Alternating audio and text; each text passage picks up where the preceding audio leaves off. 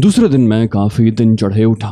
शायद कुछ देर और सोता, लेकिन बैरक का दरवाजा खुलने और बहुत सी आवाजों के शोर ने मुझे जगा दिया।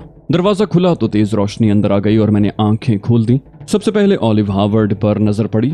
वो एक लंबे ओवरकोट में मलबूस, सर पर चौड़े छज्जे वाला फ्लैट हैट लगाए मुस्कुराता हुआ मेरी तरफ आया। बोला, ओहो मिस्टर अली, आराम फरमा रहे हैं? मिस्टर अली, मैं आपसे मिलने आया था।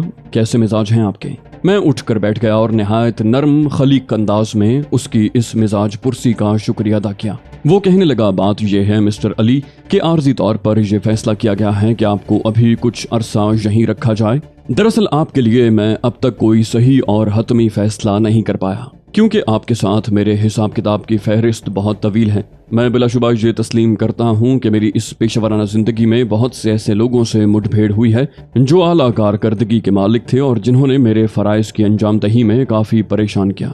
लेकिन मिस्टर अली, अमेरिका से आप जिस तरह लंदन पहुंचे और जिस तरह आपने अपनी कार्रवाइयों का दोबारा आगाज किया, इसके लिए मैं सच्चाई से कह सकता हूँ कि मैंने बेशुमार रातें आपके लिए जाग कर काटी हैं। उन रातों में मैंने जरूरत से ज्यादा सिगार फूंके, शराब के गिलास खाली किए। गोया मैं आपकी वजह से गैर मामूली परेशान रहा।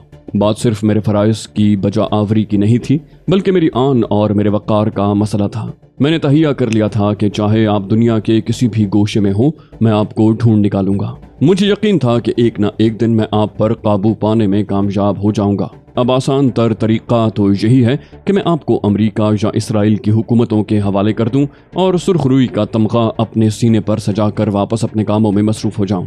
लेकिन मैं जरा मुख्तलिफ किस्म का आदमी हूं, ऐसे खतरनाक लोगों से जो मुझे चैलेंज कर चुके हों और मुझे जहनी कोफ्त भी पहुंचा चुके हों। पहले अपना हिसाब किताब साफ करता हूं, उसके बाद दूसरों की फिक्र करता हूँ। चुनांचे मैंने फैसला किया है कि आपको अभी ना तो अपनी हुकूमत के हवाले करूंगा, ना यहूदी हुकूमत के। उन्हें आपकी जात से बेपनाह नुकसान पहुंचे हैं और वो आपको पाते ही मौत के घाट उतार देंगे। मैं आपके साथ चूहे बिल्ली का खेल खेलना चाहता हूँ। देखना चाहता हूँ कि मेरी गिरफ्त में आने के बाद आपकी सलाहियतें कहाँ तक आपके काम आती हैं। कहने का मकसद ये है कि कुछ अरसा आप यहीं आराम करें। मैं अपना एक काम खत्म करके वापस आऊंगा तो उसके बाद हम एक दिलचस्प खेल खेलेंगे। उसका थोड़ा सा खाका बता दूं।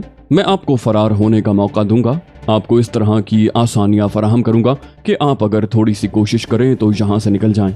लेकिन उसके साथ साथ आपके रास्ते भी बंद कर दूंगा। अपनी सलाहियतों को आजमाऊंगा। अगर आप मेरे मुतय्यन करदा इलाके से निकल गए मिस्टर अली, तो हमारा और आपका हिसाब खत्म। उसके बाद अगर दोबारा आपकी गिरफ्तारी के अहकामात मुझे मिले तो मैं नए अंदाज से काम करूंगा, और अगर न मिले तो आप आजाद होंगे। क्या ख्याल है? कैसा खेल रहेगा ये? वैसे मैं आपको बता दूं मिस्टर अली कि मैं जो कहता हूं वही करता हूं। मुकाबला सिर्फ मेरे और आपके दरमियान होगा।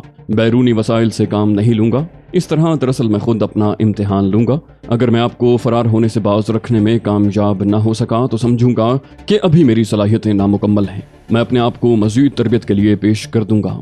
समझे आप? ये मेरा आखिरी फैसला है। ऑलिव हावर्ड टहल टहल कर बड़े मुतमईन अंदाज में ये लंबी चौड़ी तकरीर कर रहा था। उसके चेहरे से भरपूर तमानियत आया थी। आंखों में वही शैतानी चमक नाच रही थी जिसे देखकर मैंने महसूस किया था कि वो दुनिया का माना हुआ खबीस है। उस वक्त मेरा दिल बुरी तरह धड़क रहा था। वो फर्श के कटे हुए तख्ते के आसपास टहल रहा था। कई बार उसका पांव उस तख्ते पर पड़ते पड़ते बचा था, ताहम मैंने अपने चेहरे से किसी किस्म का इस्तराब जाहिर न होने दिया। उसने मुझसे पूछा, इस सारे प्रोग्राम के बारे में आपकी क्या राय है मिस्टर अली?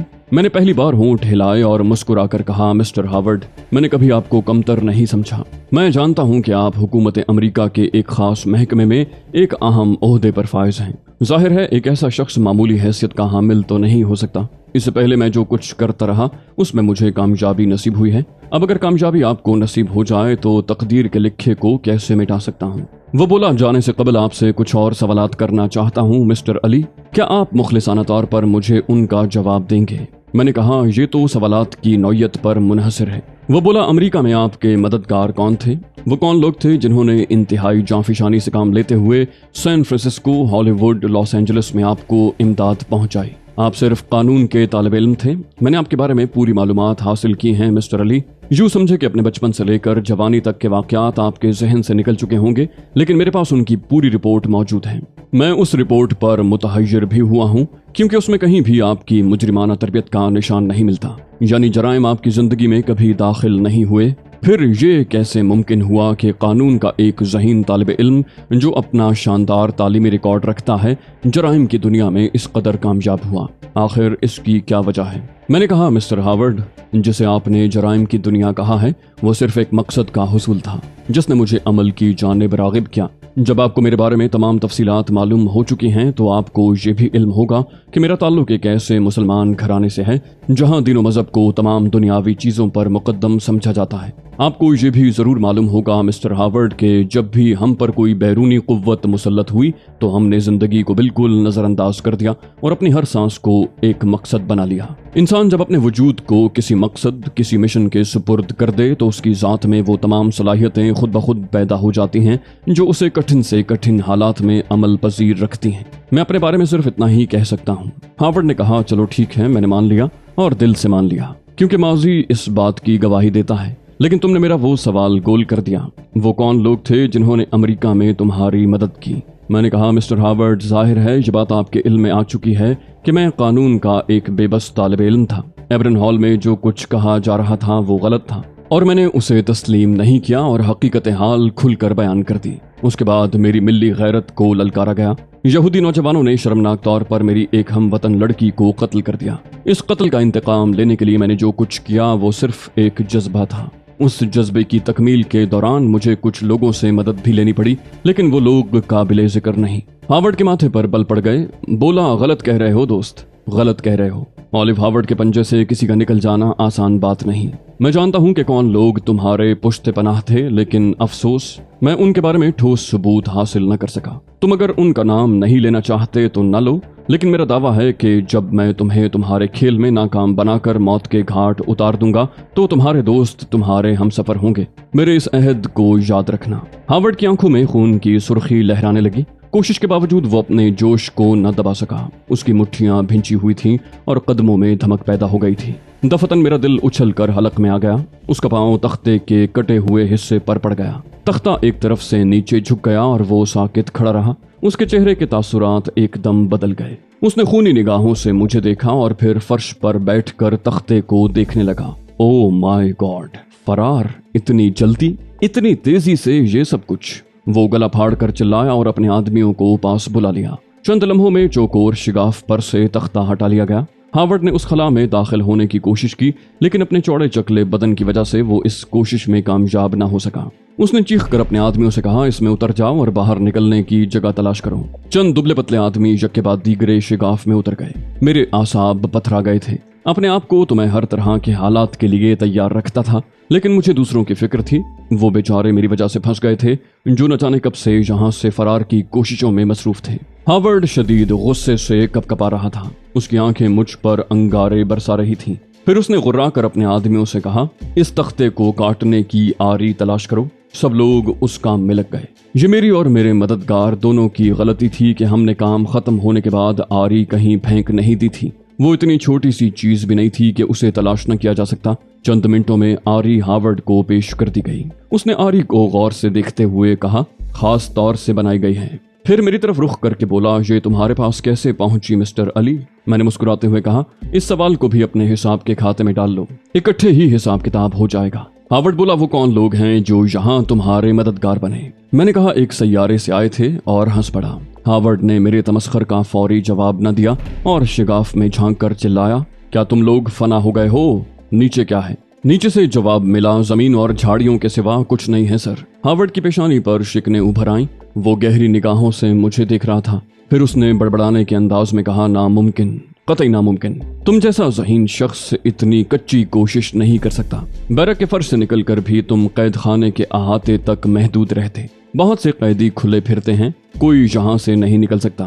پھر تمہارا پلان کیا تھا؟ آخر یہ آری آئی کہاں سے، اور وہ بھی مقامی؟ وہ اپنے ماتحتوں کی طرف مڑا، بولا، جاؤ پال گروش اور گریفن کو بلاؤ۔ کچھ آدمی باہر دوڑ گئے۔ زیادہ دیر نہیں لگی، قید خانے کا انچارج اپنے نائب کے ساتھ آ گیا۔ ہاورڈ نے ان سے پوچھا، یہ آری، یہ شگاف، کیا کہتے ہو اس کے بارے میں؟ دونوں ششدر رہ گئے۔ پھر پال گروش خلا میں اتر گیا۔ تقریباً 5 منٹ کے بعد وہ اوپر آیا اور بولا، کوئی اندازہ نہیں ہوتا سر۔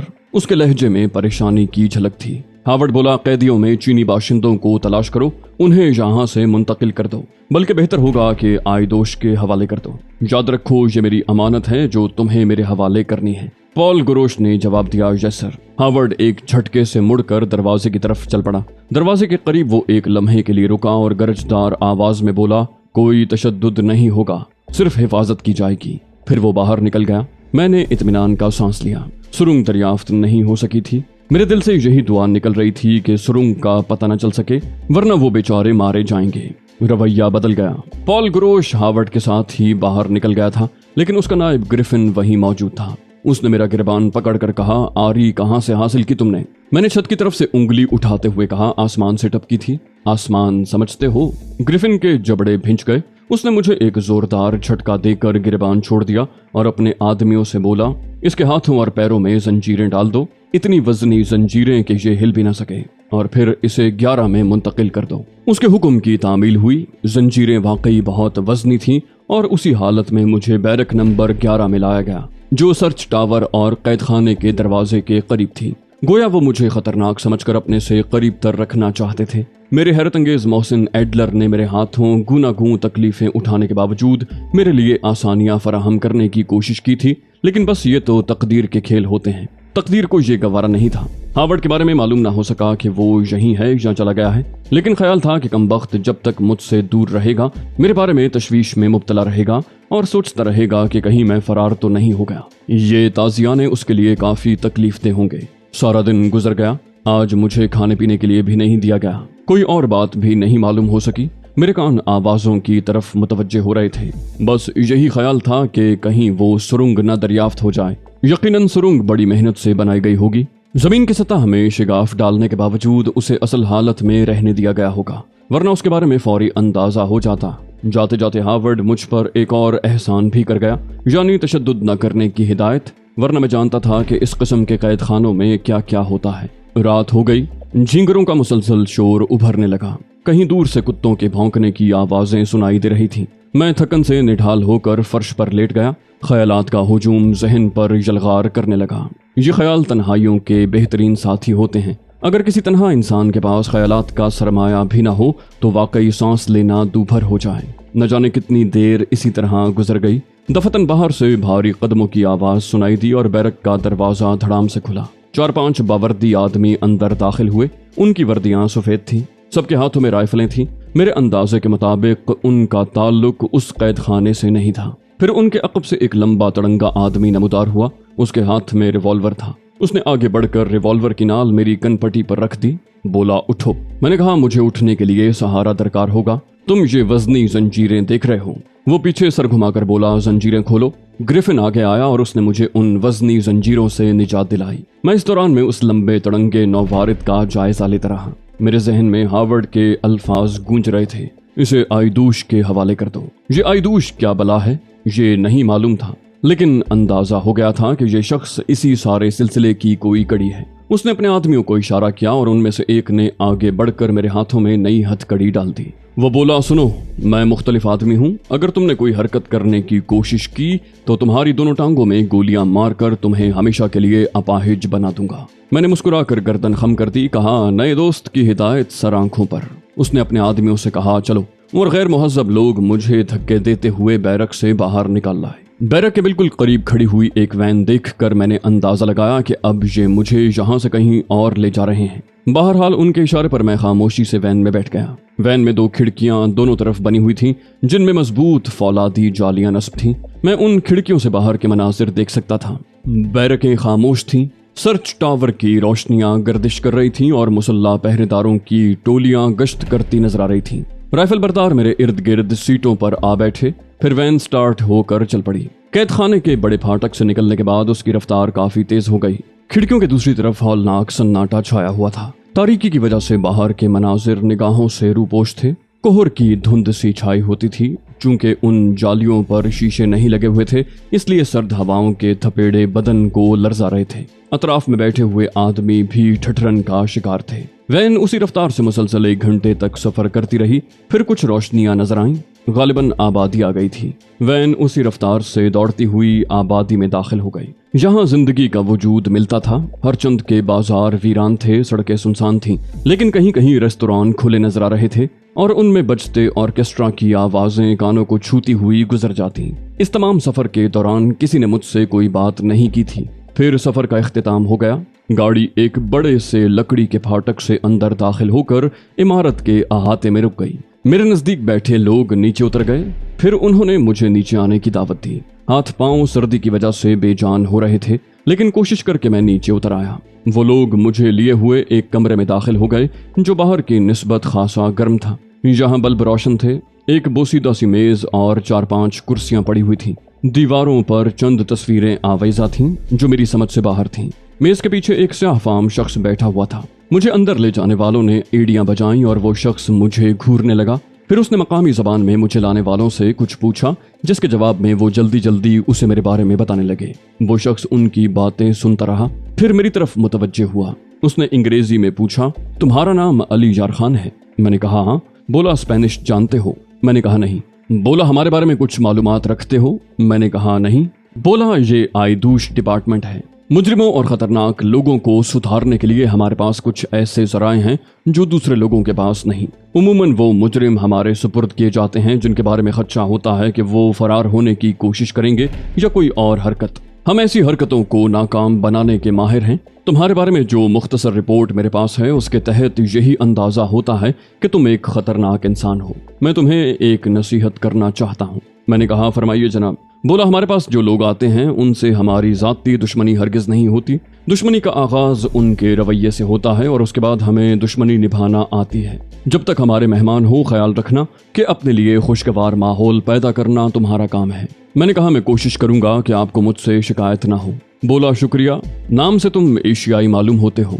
मैंने कहा, हाँ एशियाई हूँ। बोला, तुम्हें यहाँ और भी एशियाई मिलेंगे, उनसे तुम्हारी दोस्ती हो सकती है, इसमें रुकावट नहीं डाली जाएगी, लेकिन खबरदार कोई मंसूबाबंदी करने न बैठ जाना। नतीजे से तुम्हें आगाह कर दिया गया है। फिर न कहना कि बेखबरी में मारे गए। चलो इसकी हथकड़ियां खोल दो और इसे 7 नंबर में पहुंचा दो। दूसरे लम्हे मेरी हथकड़ियां खोल दी गईं।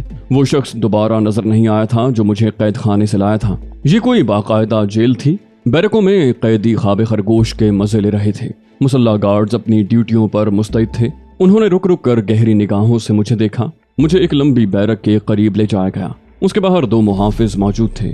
उन्होंने मुझे ले जाने वालों से मकामी जबान में मेरे बारे में चंद सवालात किए और फिर उनमें से एक ने बैरक का ताला खोलकर मुझे अंदर धकेल दिया। काफी लंबी बैरक में सिर्फ 2 आदमी फर्श पर सो रहे थे। कोने में एक स्टूल पर लालटेन जल रही थी। अंदर का जायजा लेने के बाद मैंने एक ठंडी सांस भरी और उस कोने की तरफ बढ़ गया जहां बोसीदा और पुराने कंबलों के ढेर लगे हुए थे। मैंने उनमें से 3 कंबल निकाले और उन दोनों आदमियों से थोड़े फासले पर 2 कंबल फर्श पर बिछाए और एक ऊपर लेकर उसमें दुबक गया। तवील अरसे तक आज़ाद और शानदार जिंदगी गुजारी थी और अब इस नई जिंदगी के भी रंग निगाह में आ रहे थे। कंबल में घुसकर काफी हरारत मिली और बिगड़ी हुई हालत संभलने लगी। सोचों के दहाने खुल गए, लेकिन मैंने कुव्वत इरादी से काम लेकर कोई ऐसी सोच जहन पर तारी नहीं होने दी जो परेशान कुन होती। हाँ, मैं इस नई जगह के बारे में जरूर सोच रहा था। आयदूश के बारे में सोच रहा था।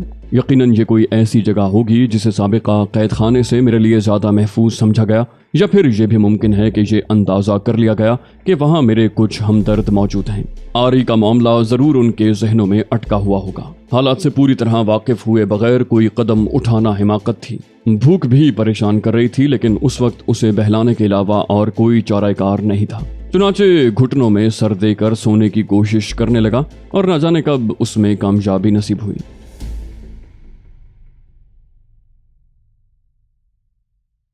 तो दोस्तों, ये थी हमारी आज की एपिसोड। उम्मीद करते हैं आपको हमारी कहानी पसंद आई होगी। जाने से पहले इस वीडियो को लाइक कीजिए और शेयर करना मत भूलिए। कमेंट करके हमें बताइए कि आपको हमारी वीडियो कैसी लगी, और अगर अभी तक आपने इस चैनल को सब्सक्राइब नहीं किया तो इसे सब्सक्राइब कीजिए और बेल आइकन दबाकर ऑल नोटिफिकेशंस ऑन कर लीजिए।